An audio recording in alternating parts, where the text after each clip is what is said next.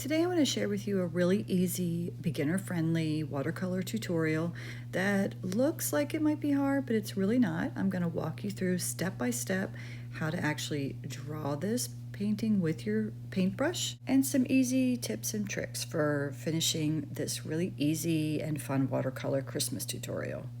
I started by wetting my paper first, and then I'm just randomly dropping in two different colors on my background. I'm using a very light gray and a light brown. Next, I'm taking my gray and I'm tapping my paintbrush, and what this does is it spatters the paint all over the page, and I'm just going to go back in and just smudge those little dots out a little bit more. And because my paper is still wet, my color is going to gradually fade out and bleed.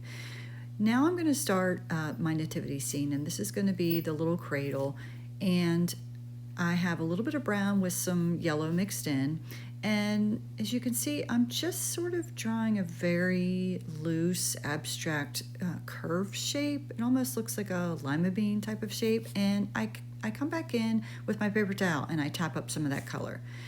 I do the same thing with my background. I want to add a little bit more of this gold type of color to the background. Going for a very soft, faded look, I'm taking a smaller brush and I'm taking that brown that has the yellow mixed in, and I'm just drawing two diagonal lines out, and these are going to be the legs. Don't worry about being too perfect with your lines. We're going for a really rustic kind of look. And now I'm taking a little bit of a darker brown, and I'm adding it to the base. We're going to gradually add color in layers to our watercolor painting, because watercolor is a transparent medium, so if you start too dark, it's very difficult to layer over top. So I like to start light and gradually build up my layers. I'm adding a little bit of that darker brown to the legs, and I'm spreading the color out underneath a little bit too, and I'm just reshaping the edges a bit. I'm dropping in some more of that dark brown. You can see because the paint is still wet underneath, it's spreading out a little bit. I'm taking that same dark brown and I'm going to start painting the stable, but it's going to be really simple, very basic. I'm just drawing two lines, and don't worry if the lines are wiggly. We're going for rustic. I used a little pencil to make a dot in the center of my painting toward the top, and this is where I want to put my star. So I just used a gold color, a yellow gold, and I just drew a plus sign first, and then I went back in and I created my star by connecting the points in little curved areas, and this is giving me my star. And I'm coming back in again with a paper towel just to dab up some of that color. Now I'm going to connect the top part of my stable with my star, and I'm just drawing two diagonal lines that are attaching to the sides of the stable. And as you can see, my lines are really uneven and they're imperfect, and that's what I'm going for. I want rustic, I want an even. I'm picking that color up with the paper towel, and it's giving me some variation in my value. Now I'm going to do baby Jesus, and I picked a little bit of blue and mixed it in with my black, and again I'm just doing a little curve shape that sort of follows along the line with the crib that's underneath. And this was a little bit dark, so I did come in with a paper towel and tap some of that up, and I didn't want it to be too intense because I want it to match with the rest of the scene. And I really liked that blue mixed in with the black, so I thought I need to incorporate that elsewhere in my painting just to create some balance and unity. And so I'm just adding some underneath and to the background and lightening it with some water and also with the paper towel. And I wet my paper a little bit with water and then dropped some paint in just so that it would soften and be more faded. And I added a little bit of that dark brown inside of the stable. I wanted to add some leaves, so I used some green that was mixed with that little bit of blue and black that I had used, and hung that from the star.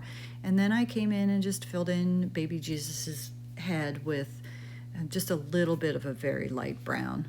So I added a little bit of shadow underneath the baby Jesus. Now I'm going to go in and work on the stable a bit more, still using my thin brush with the dark brown.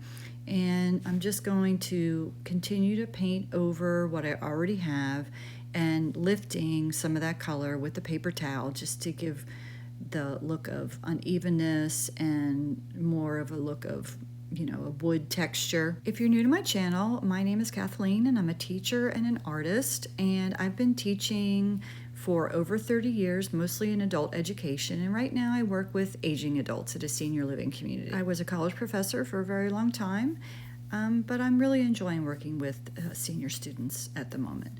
So now I'm going to come in with a little bit of that yellow gold with some brown to create the hay that might have been in the stable.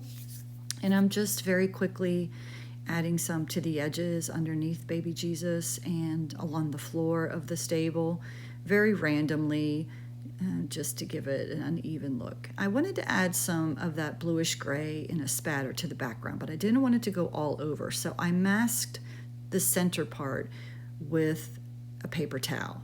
Then I came back in and I took some brown and I spattered all over the background. Spattering is one of my favorite things to do with watercolor paint. You just take your paint with quite a bit of water and you just tap your brush over top of the painting, and it creates a really fun, loose, expressive element to your painting. Now I'm coming back in and just continuing to add some darker values to certain areas of the painting. You don't want to overdo it too much. I actually have a little bit of gold metallic paint, so I'm coming in with my metallic watercolor paint. If you don't have metallic watercolor, you could use acrylic paint, or you could use gouache, and I'm just adding some gold highlights randomly all over the different areas. And I'm pulling my star points out just a little bit because I feel like the star is just not impressive enough. So I'm pulling the edges out, and I'm also adding some additional rays to the star just to make it stand out a little bit more and balance my painting.